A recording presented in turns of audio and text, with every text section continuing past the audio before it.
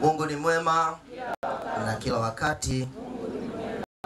Basi kama aliko wetu uliotolewa mwanzoni mwa adhimisho la misa takatifu, tumekusanyika katika familia hii ikiwa leo ni siku ya furaha, ni siku ya shangwe, tukimshukuru Mungu kwa ajili ya miaka 30 ya upadre wa Padre Adeodatus Mtangila Rweumbiza. Tumshukuru Mungu kwa makofi na vigelegele. Sambamba na hilo, tunamshukuru Mungu kwa miaka 25 ya utawa wa Sister Henrietta Kokushoborora. Wapendwa Padre na Sister, ongereni sana. Tunapongeza kwa kuitikia wito ambao ni zawadi kutoka kwa Mwenyezi Mungu. Sio tu mliitika mara moja na kuacha, bali mmeendelea kuitikia mpaka leo hii tunapoyashuhudia makuu ya Mwenyezi Mungu ya miaka hiyo 25. Mmeendelea kuitikia kwa maneno ya Samueli aliyeitikia mwito wa Mwenyezi Mungu akisema, nena Bwana, kwa kuwa mtumishi wako anasikia. Tunasoma hayo katika kitabu cha kwanza cha Samueli sura ya 3 mstari wa 10. Tunaungana nanyi kumshukuru Mungu, na wapendwa wetu hawa wameamua kumshukuru Mungu sio kimya kimya, bali wanapaza sauti kama yule mkoma ambaye alitambua nguvu, upendo na kujali kwa Bwana wetu Yesu Kristo. Alipomponyesha ukoma ule, alirudi huku akimtukuza Mungu kwa sauti kuu. Padre Adeodatus pamoja na Sister Henrietta wanarudi kwa shangwe huku wakimtukuza Mwenyezi Mungu. Tuungane nao katika furaha hiyo, katika kutafakari shukrani za huyu ambaye aliuona wema wa Mwenyezi Mungu, na kadiri ya maneno ya Biblia yanavyoeleza, alirudi huku akimtukuza Mungu kwa sauti kuu.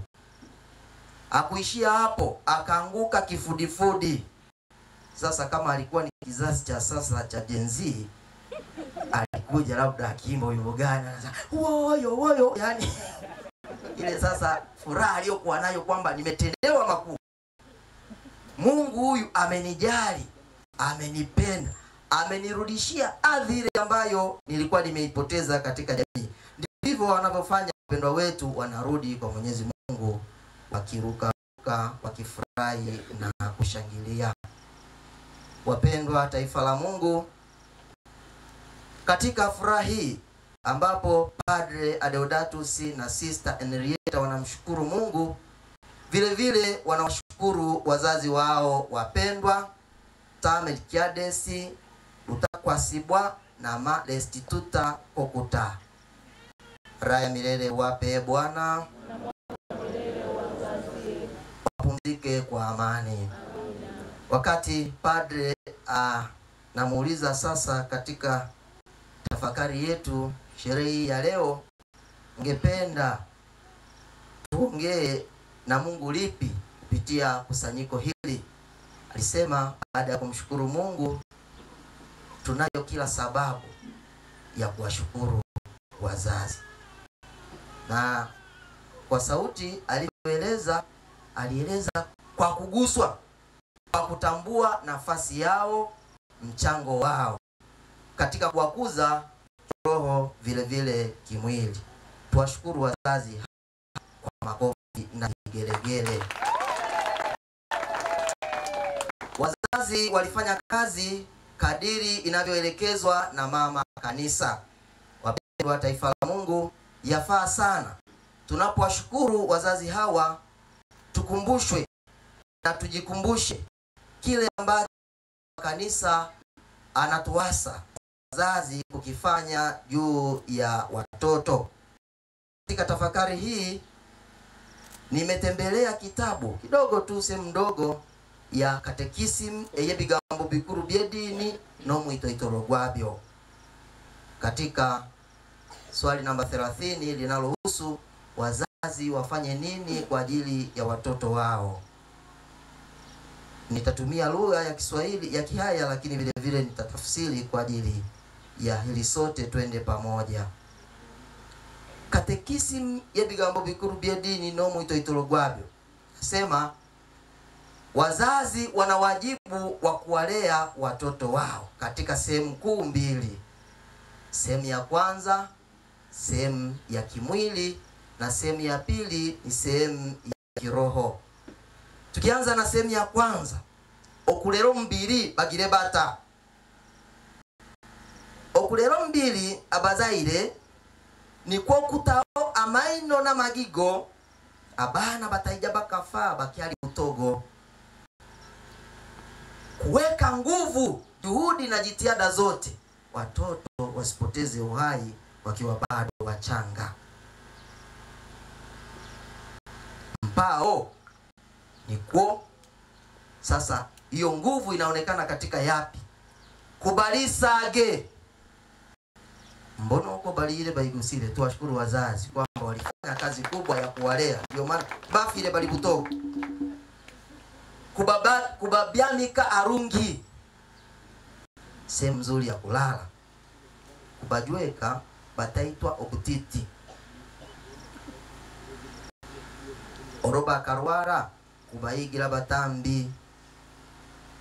Katekisimu inaendelea kueleza omukazo mulimogo gumukwata orwo yakabakenda ao aragirwa kwelinda kulikamo ikona akakumuletera okuorogya. Kristu tunashukuru Tamerkiadesi na Marest Tuta kwa kazi walioifanya ya kulea. Wapendwa taifa la Mungu, kanisa linatufundisha na kutuelekeza ili tuwe na taifa lililo imara. Malezi yanaanza tangu mtoto anavyotungwa mimba. Ndio maana wazazi mnaalikwa, mnahaswa na kanisa linawataka wapa watoto lishe bora, watoto wale vizuri. Kwa hiyo kumbe wakati unawalisha watoto wako otabachumbira kwe kwenda no kwe ulira obalise ge tikubachumbira balebe ijabalebe. Alisema ijabalebe nyungu yo ni kile chakula wanapika wakati wa balanja, kwa sababu sio rahisi kupata chakula cha aina moja kikakamilisha mlo. Kwa hiyo katika chungu kimoja kuna kuwepo na aina nyingi za vyakula. Alimwe mfuma, alimwe bikwara, alimka shule, shoro, alimwe mpeleke. Mbona roho ikufukoti ijabalebe buli kimongi yo mtagu akionene. Kubalisage watoto wale vizuri.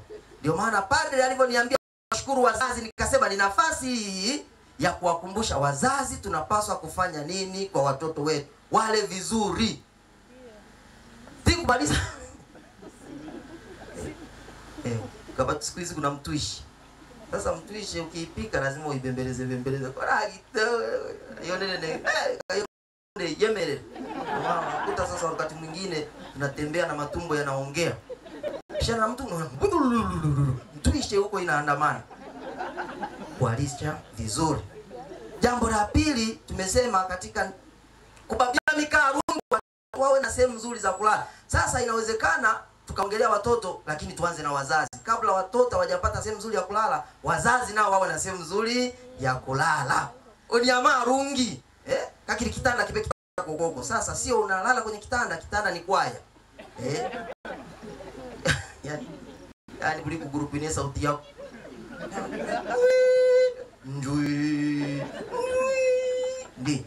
Sasa wazazi wakisha wana sehemu nzuri ya kulala na watoto nao wanahali, tuwape mazingira mazuri ya kulala.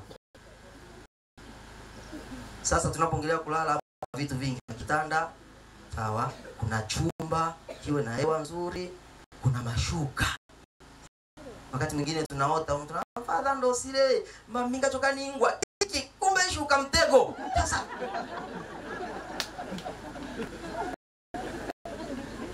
kulala harungi. Tunawashukuru wazazi kwa malezi ambayo watoto wenyewe wanasifia wazazi walitulea vizuri. Ubajweka bataitwa optiti afadhamiru kwa nini. Oroba mtoto anapougua ni jukumu la mzazi kumtafutia tiba sahihi. Tunawashukuru wazazi ndugu zetu ambao tunawasherehekea leo kuugua wa tiba. Sio tiba tu, tiba sahihi. Na malizia kusema mama wajibu huo anaubeba tangu anapotungwa. Kwa mama anapokuwa na mimba, kiumbe kilichonacho humu ni egwe kukora obikoreno maokwe na ndio maana wale wakada ya afya watakwambia usifanye hiki na hiki. Kora bano nywa marwa kaivanti upunguze. Kama unacheza mziki uyetengezeo. Sasa mwingine ajui kama ana mimba, bolingo ikishapigwa katikati anajizungusha mpaka anasema molea mimba tangu inapotungwa, ili hiki kiumbe kiweze kuzaliwa kikiwa na utimamu. Tunawashukuru abagenzi baitu tamilikiade na Marestituta. Upande wa kiroho omwito itoro ekyambere, upande wa kiroho bamlete bwangu, yani omwana bamlete bwangu kubatizibwa ya kiroho. Mtoto anapozaliwa mapema iwezekanavyo akabatizwe. Na hapa Father Deodatus alizaliwa tarehe 2 mwezi wa pili mwaka 1963 na ubatizo wake ulikuwa ni tarehe 22 mwezi wa pili mwaka 1963. Tuwapigie makofi wazazi. Siku 20 tayari amekuwa Mkristo. Mbona bande iko mtunza mtoto mpaka siku ya ubatizo. Unapomwambia mzazi tunaomba umbebe mwanao ubatizo, ana kilo za kutosha, kala mwetao na hewa nyingine inafunguka huko. Walete watoto wakiwa bado do. Hapa ni maelekezo ya katekisimu yetu hii. Tunawashukuru wazazi kwa kufanya jambo hilo. Kandi kaba na bono mwana yabanza kuteta bamwege so tushara. Mtoto anapoanza kuzungumza maneno kidogo kidogo, tata baba mama dada ka pitisha umo sasa la mama mali na ndio maana tunao katika miito hii, kwa sababu wamelelewa kiroho, wamefundishwa sala wakiwa wadogo. Tuwashukuru wazazi kwa makofi na vigelegele. Ngeukie jirani yako muulize hali ikoje. Yani kwa sasa huko. Sasa hivi mapambano yaliopo ni watoto kuwaweka dijitali. Ile bidii ya kwamba mtoto sasa ameanza kuongea maneno hivi ya bashabasha, afundishe mambo ya Mungu hatuna. Sasa hivi hiki ya ilikuwa ni mwaka jana, watoto mtakatifu, watoto mashahidi 28 mwezi wa 12. Sasa tukaenda ile program wenye michezo waje orodhesha. Orodhesha ile A4 ikajaa michezo. Mziki, wimbo, wimbo. Katikati mmoja akaandika matendo ya roho. Mwingine sasa wa kwanza akaja. Kumbe wale watu wameshawasiliana na DJ. Kama pale katikati sisi tusubiria wimbo. Bisikia. Sana usiku. Sasa walivyopiga ule wimbo wote. Tukamaliza sasa hapo wimbo katisha. Ingine wimbo ule saa 8 za usiku. Na kia siku hiyo ifuatilia ule wimbo, unaeleza nini? Kwa nini watoto wameupenda hivi? Kumbe walisha tu saa 8 za nini akatuna uli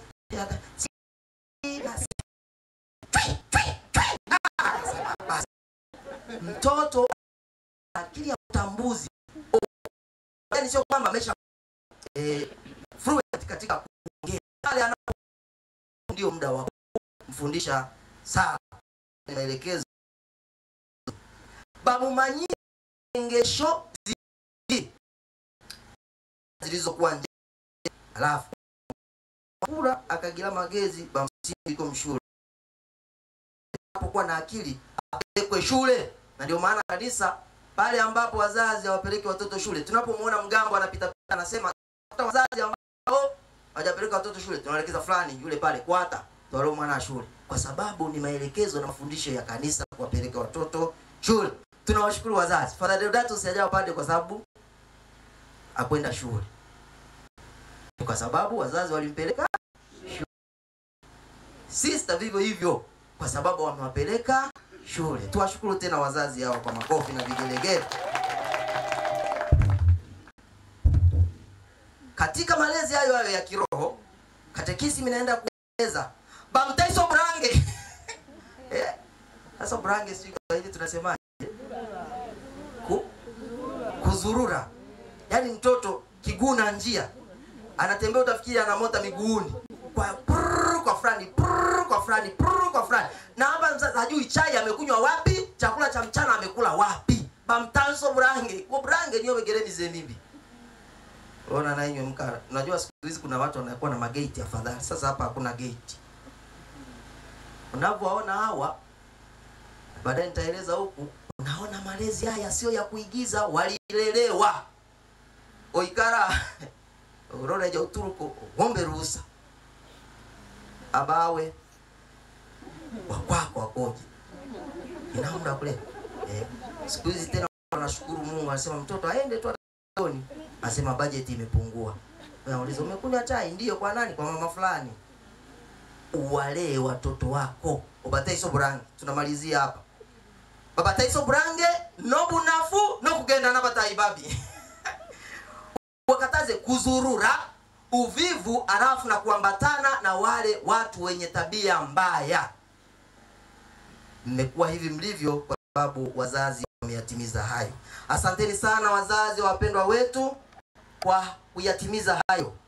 Na sisi wazazi ambao tuko hapa, kwa wale ambao mnayatimiza, ongereni sana. Wale ambao watimizi, tuwe shubeo. Kristo wapendwa katika Bwana. Masomo yetu ya leo, somo la kwanza, Nabii Isaya anatangaza namna Mungu alivyomwezesha kuitenda kazi yake, kuondoa hali isiyokuwa njema katika jamii, kama ya kutokumjua Mungu, uonevu, hofu, mashaka, vifungo na kadhalika. Mpendwa Padre Deodatus, Mungu aliyekuita na kukupaka mafuta tarehe 8 mwezi wa 10 mwaka 1995 kupitia mikono ya hayati Askofu Nestor Timanywa, akawa ndani yako, ndiye huyu ambaye amekuwezesha kuyafanya haya ambayo tunayafurahia pamoja nawe leo. Katika utume wako wa miaka 30 umetuhubiria habari njema, habari yenye kuleta furaha, habari yenye kuleta uvumilivu katika magumu, kuwaganga waliovunjika moyo kutokana na changamoto mbalimbali za maisha, kama vile changamoto katika familia kwa wanandoa, changamoto katika utawa, changamoto katika upadre na kadhalika. Umehubiri uhuru kwa mateka na wale waliofungwa, ukiwaalika watu waje kwa Kristo kama yeye mwenyewe anavyotuita katika Mathayo sura ya 11 mstari wa 28, njoni kwangu ni nyote msumbukao na wenye kulemewa na mizigo, nami nitawapumzisha. Ongera kwa kufanyika kuwa baraka, Mheshimiwa Padre. Ndio maana kwa kutambua hilo unatushirikisha furaha hiyo na shukrani hiyo kwa Mwenyezi Mungu. Kwa pamoja tuseme asante Mungu. Asante Mungu. Bwana wetu Yesu Kristo akiongea na wanafunzi wake aliwaambia namna bora ya kumhubiri yeye kwa watu. Ndio hayo ambayo tumesikia kutoka Injili ya Mathayo sura ya 5 mstari wa 13 hadi wa 16. Ninyi ni chumvi ya ulimwengu, ninyi ni chumvi ya dunia. Mheshimiwa Padre Deodatus, hongera sana kwa utume wa miaka 30 ambapo umefanyika kuwa chumvi. Kama tujuavyo, kazi chache za chumvi ni kuleta ladha katika chakula, kuhifadhi vyakula, kutumika kama dawa, mbolea na kadhalika. Kama ilivyo chumvi, utume wako umeleta ladha katika maisha ya watu.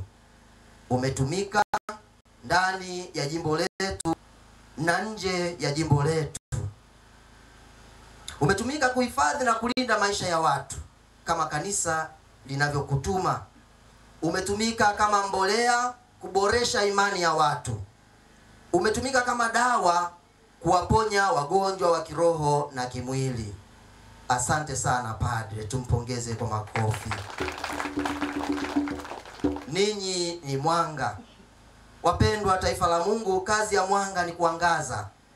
Tunakushukuru kwa kuwa mwanga katika shamba la Bwana kwa miaka hii, ili wengine waone. Katika dunia hii ambapo giza linatutawala, haki za watu haziheshimiwi, ushirikina umepamba moto, uvivu pamoja na kupuuza mambo ya muhusuyo Mwenyezi Mungu. Katika ulimwengu huu ambapo vipofu wanaungana kuwaaminisha watu kuwa penye bonde ni tambalale, wakati kuna giza wanasema kuna mwanga.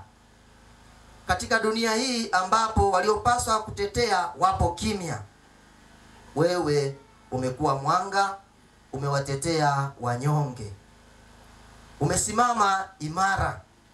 Kwa wale ambao wako karibu na wewe wanajua msimamo wako. Mara zote mpendwa Father Deodatus anatembea na ule msemo unaosema koleo iitwe koleo na sio kijiko kikubwa. Tumpigie makofi.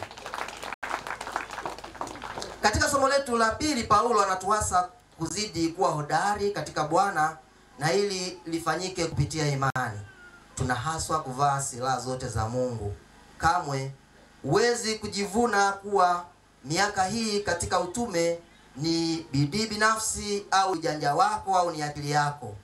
Mungu ndiye ambaye amekuwezesha kupitia silaha kama vile sakramenti, kujihimu katika mafundisho ya kanisa, kusali na mengineyo.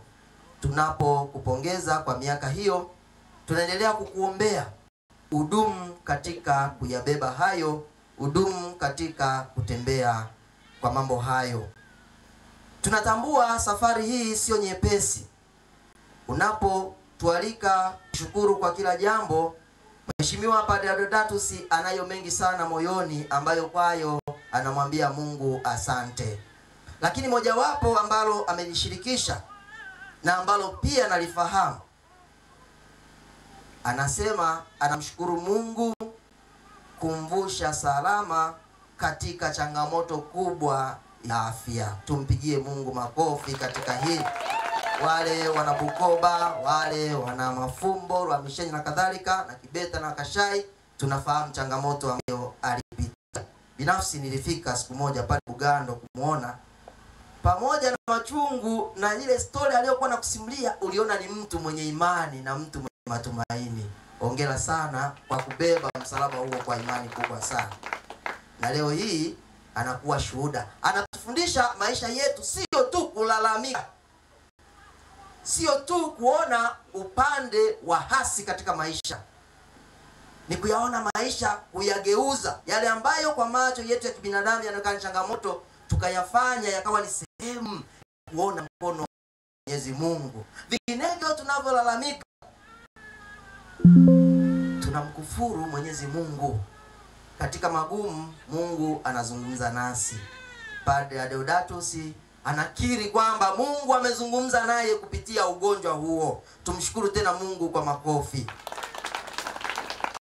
Kumbe hapa tujifunze kuwa maisha yetu yawe ni maisha ya shukrani na ni kushukuru kwa kila jambo.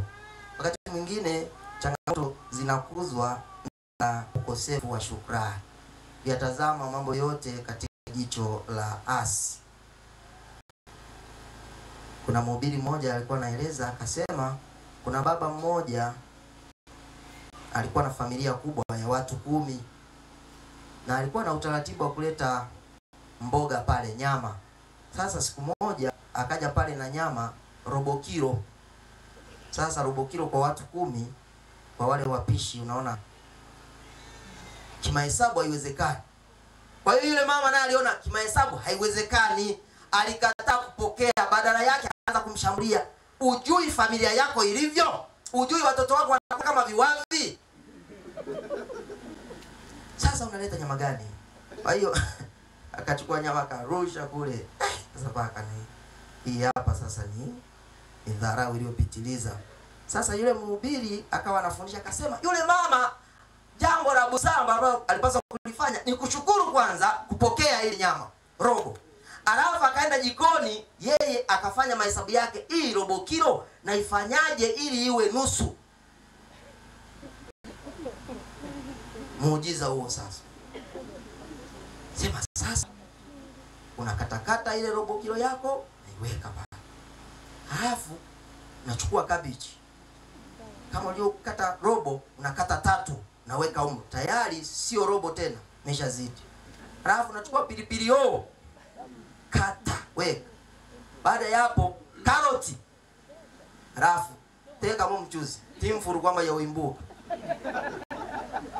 Tule tumalize. Baada ya hapo takaa chini mtazungumza, lakini leo ilikuwaje? Labda angekwambia kwamba nilipita pale buchani nikakuta nyama imeisha, au leo nilipata changamoto hivi hivi na hivi. Mwambie jirani yako, shukuru kwa kila jambo.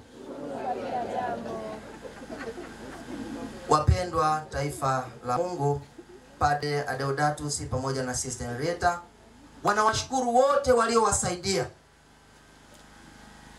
kufikia wito, na wote ambao wamewasaidia mpaka sasa kuishi wito huu, na wanaendelea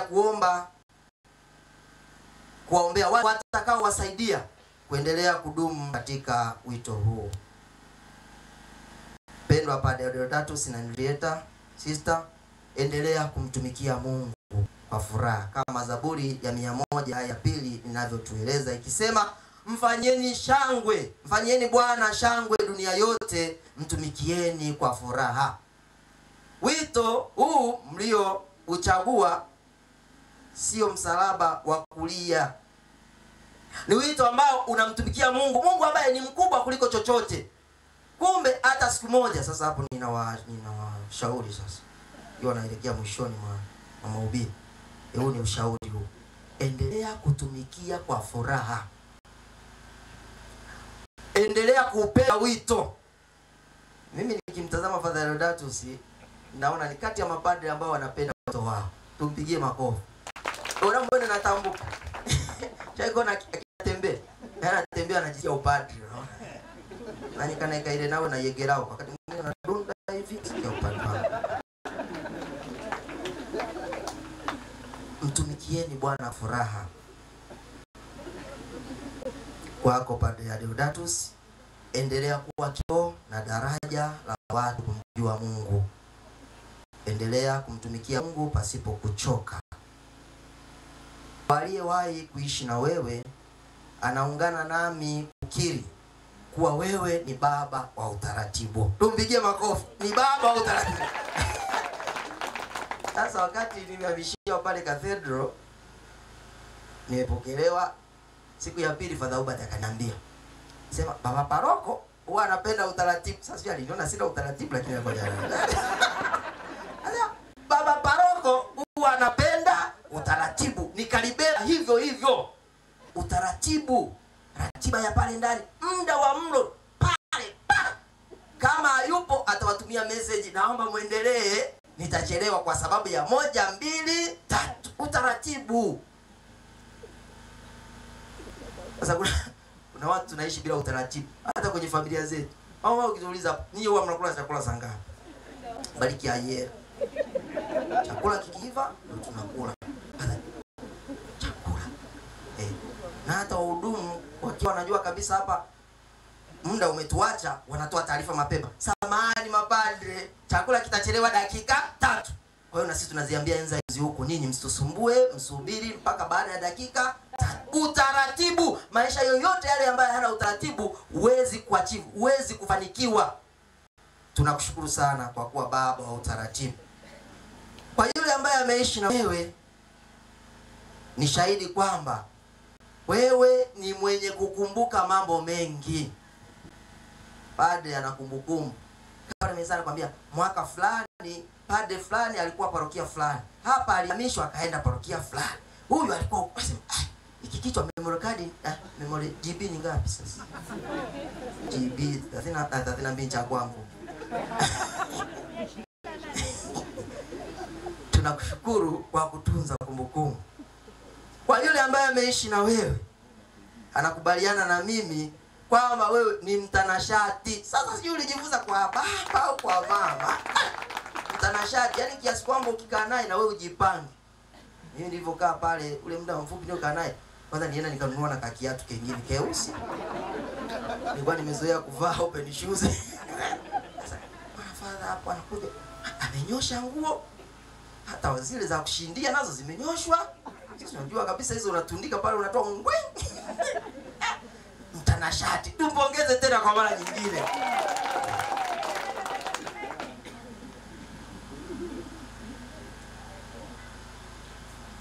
Vile vile kwa yule ambaye ameishi na wewe, anaungana nami kukiri kwamba ni baba mwenye misimamo. Ayumbishi. Nasema akina Rwenyera unajua watu waoga sana. Twende sasa. Paroko ameamuaje? Amesema hili. Ngoja tujifunge. Twende tu. Mtagano wa baba mwenye misimamo. Tunakushukuru katika hilo. Tunaendelea kukuombea na kukutakia utume mwema ambao kwa sasa unaendelea nao huko nchini Marekani katika jimbo la Phoenix. Kwa hiyo tukawa tunawasiliana akiwa Marekani kule Phoenix. Unaona? Namalizia tafakari yetu fupi. Tunawakabidhi mpendwa Sister Henrietta pamoja na Padre Deodatus mikononi mwa Mama Bikira Maria. Yeye mwenyewe aendelee kuwabeba. Mwendelee kuitenda kazi ya Bwana wetu Yesu Kristo ambaye anaahidi kuwa nanyi mpaka ukamilifu wa dahari. Tumsifu Yesu Kristo.